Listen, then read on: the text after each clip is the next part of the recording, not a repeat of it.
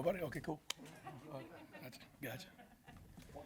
Why do you feel like you guys have had so much success stopping that interior run, in between the tackles? You guys have done really well there. I think at times we've been really effective, and I think that's a testament to the guys up front. We got Nash and Ty and Blaze and Cam. We got a lot of guys up in there that are executing at a high level. So anytime you got players that believe in what they're doing and they go out there, you give them a chance to go out there and play fast. I think it's showing up. You know what I mean?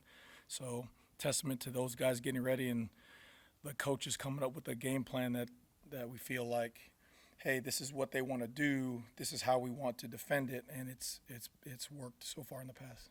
What have you seen specifically from Nash?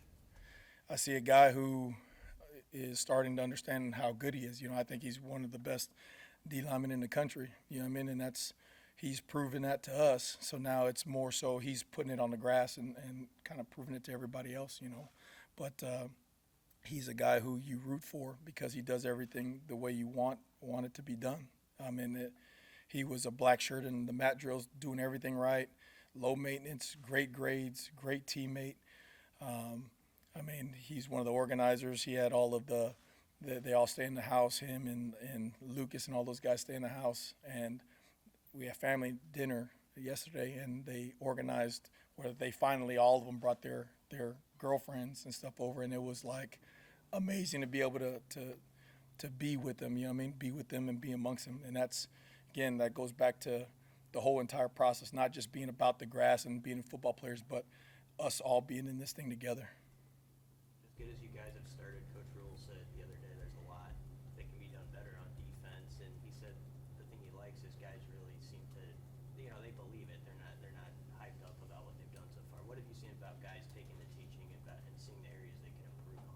Yeah, again, it starts at the top, right? Because it's real easy that you come off a win and everybody's feeling good and all that stuff. But, coach is always figuring out ways to make sure that everybody on the team is motivated and see that truly, right, we can get a lot better. Some of that stuff out there was ridiculous. And if we focus on that, on the process of playing great defense, play in and play out, everybody doing their job, then it shows up on the grass. And when it shows up on the grass, the guys, again, they believe. And then they believe more in the process. And then they put more feet to the grass of the process. And then, you're able to look after the season when we're said and done. And if we're a great defense then we're a great defense. But right now we're an improving defense. How do you see the pass rush right now and how it's growing as the season goes? Yeah, but that's something that we got to continue to work on, right? We got some guys who are taking advantage of the protections and stuff, getting guys one-on-one, and they're winning at times. Again, I think we can win even more. There's a lot of still missed sacks out there, guys, about 6 to 8 inches away from really, really making game-changing plays. So that's the only thing we're focused on right now is making sure that they understand the why so we can make up that ground on it because we want to sit back and relax after the season and say, oh, man, we had this many sacks. So right now it's just, hey, La Tech, that's all that matters right now. Just about every staff in preseason camp, at any team is going to talk about wanting to play a lot of players. Yeah. It doesn't always happen Yeah. that way. Why for you, what's the reason for being able to follow through on that and play as many guys as you've been able to do through 3 games? I think it's again, a great point. There's a philosophy, right? That's philosophy in terms of there's just some guys that don't want to only play the starters, and that's it. And there's guys like Coach Rule that, hey, he wants to play anybody who can be effective on the grass, right? So one is the philosophy, and then two, it's the players. You got a lot of guys who have been around that did not play, so you did not know what you're going to get. Like Buddha. I know he's played Nash. I know he's played Blaze. I know he played, but they really didn't play. So you really didn't know what there was, right? So then they go through the process, and you see that they're smart, they're big, they're tough, athletic, and you give them a chance, and they're doing it. And then mix those guys in with the new guys, the P. Wills, the Cams, you saw Riley Van Poppel out there early on in the game, and he did a great job of standing the guy up. Mackay, you got guys who want to show what they can do. So they're putting in the work. It's up to us to make sure that stuff is simple enough for them to where they can see it, understand it, and then give them a chance on the grass. Because a lot of times, you got really good players, but they don't truly know what to do. So then they go out there and they're making mistakes and they're playing hesitant, and then you're like, oh, see, he can't do it. He can't do it. Well, the first thing you better look at as a coach is yourself, right? You're like, why can't he do it? And that's the first thing Coach Rule is always honest about, like, well, why can't he do it? I don't care that we say he can't do it right now. Why can't he do it? And let's go back and fix it so that way we can. And again, it's all about those guys doing it. You mentioned Buddha. He had some injuries earlier in his career. Yeah. But what have you seen out of him? When did you realize like he can really fit within what you want to do? Well, again, that's Coach Rule, Coach Coop, Rob, and then Buddha. He has the traits, right? He walks into the room. That's one of the first guys. Everybody's like, man, who's that guy, right?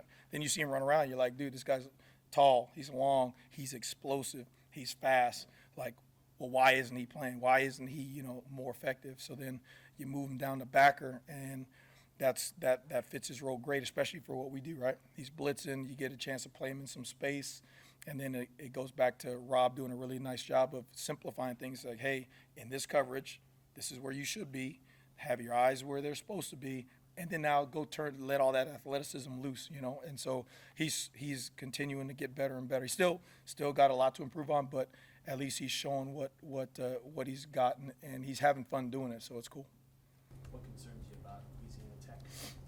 They're good. I mean, they run the ball for over 180 yards a game. So I know for all this, they want to throw it all over the park, and they're really effective throwing the ball. Got a lot of formations. They got explosive wide receivers, multiple, but 6 is dynamo in there, and then their backs.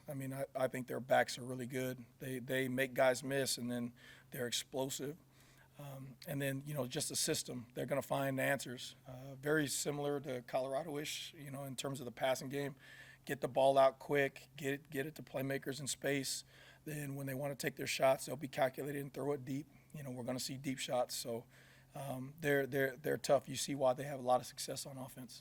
How nice was it to be back at home, and what were your first impressions of coaching a defensive game at Memorial Stadium? That was really like, I told my family this after, like, that's something that's like a bucket list deal. Like going through the red carpet and seeing all those hopefully future Huskers out there. Then I don't think I've ever been at a place where it was like pregame and you look up and damn near every seat was taken. Like you're like, holy cow, this is really cool. And then the light show, it truly was one of those times where you're like, I'm going to remember that for a long time. So it was amazing. You mentioned dinner with the family dinner. Yeah.